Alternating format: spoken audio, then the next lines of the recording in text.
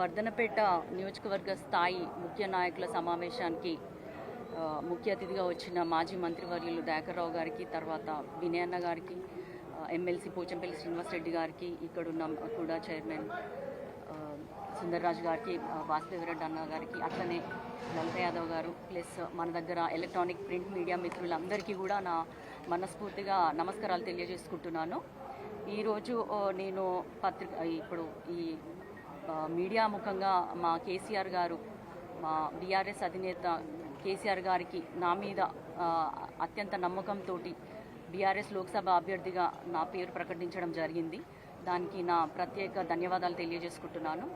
అలాగే గత 10 ఏళ్ల నుంచి కూడా బీఆర్ఎస్ అధినేత కేసీఆర్ గారి స్కీమ్ ప్రతి ఇంటిని చేరింది అన్న దాంట్లో ఎటువంటి అబద్ధాలు లేవు. అయితే ఏంటంటే ప్రజలు మార్పును కోరుకున్నారు. కానీ ఈ 100 రోజులలోనే కాంగ్రెస్ పరిపాలన ఎలా ఉన్నదనేది ప్రజలు చూస్తున్నారు. రైతు బంధు సరిగ్గా పడలేదు అందరికీ, తర్వాత పంటలు ఎండిపోతున్నాయి, కొత్తగా బోర్లు వేసుకుంటున్నారు, కరెంటు సక్రమంగా లేదు. ఇట్లాంటి అనేక పథకాలు కూడా ఏది కూడా సాఫీగా ఉన్న పాతవి కూడా సరిగ్గా జరగట్లేదు. అన్నం ఉడికిందా లేదా తెలియడానికి ఒక మెతుకుని చూసినట్టే కాంగ్రెస్ పరిపాలన ఇక మీదట ఇంకో 5 ఏళ్లలో ఎలా ఉండబోతుందని చూడడానికి కూడా ఈ 100 రోజుల పరిపాలన చాలు. అయితే మనం చూస్తుంటే పేపర్లలో కానీ అక్కడక్కడ ఇస్తున్నారు బీఆర్ఎస్ ఖాళీ అని. కానీ ఈరోజు మా సమావేశ మందిరంలో చూస్తే కనుక గులాబీ సైనికులు నిండిపోయి ఉన్నారు, బయటకు కూడా వచ్చారు.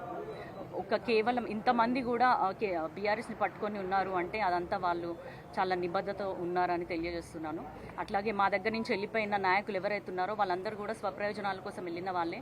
ఇంతకుముందు మనము నిన్న పేపర్లో చూసినట్టు మల్లారెడ్డి పార్ట్ టైం పొలిటీషియన్ అన్నట్టు వాళ్ళందరూ కూడా పార్ట్ టైం పొలిటీషియన్సే, ఫుల్ టైం బిజినెస్ మెన్లు కాబట్టి వాళ్ళ బిజినెస్లు కాపాడడానికి మాత్రమే వెళ్ళిపోయారు. మేమందరం కూడా కలిసికట్టుగా చాలా గట్టిగానే ఉన్నాము. మేము ఇక మీద రాబోయే లోక్సభ ఎన్నికల్లో కూడా కలిసికట్టుగా ఫైట్ చేస్తాము. డెఫినెట్గా కూడా బీఆర్ఎస్ లోక్సభ అభ్యర్థిగా నేను గెలుస్తాను.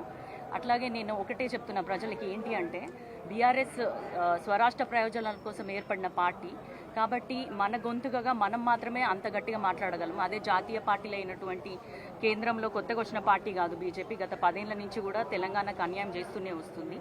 కాబట్టి వాళ్ళ అభ్యర్థి అయినా కాంగ్రెస్ అయినా కూడా వాళ్ళు ఏది కూడా వాళ్ళ అధినాయకుల ప్రకారం నడుచుకుంటారు. వాళ్ళకి వేరే ప్రయోజనాలు ఉంటాయి. కానీ బీఆర్ఎస్ నాయకుడైనటువంటి కేసీఆర్ గారికి వేరే ప్రయోజనాలు లేవు. ఆయన కేవలం రాష్ట్రం కోసమే పోరాడిండు. రాష్ట్రంలో ప్రతి అణువు ఆయన తెలుస్తుంది. కాబట్టి మా బీఆర్ఎస్ అభ్యర్థి నన్ను గెలిపించమని నేను ప్రజలందరినీ కోరుకుంటున్నాను. మీ అందరి గొంతుకగా నేను ఢిల్లీలో మాట్లాడతానని తెలియజేసుకుంటున్నాను. Thank you.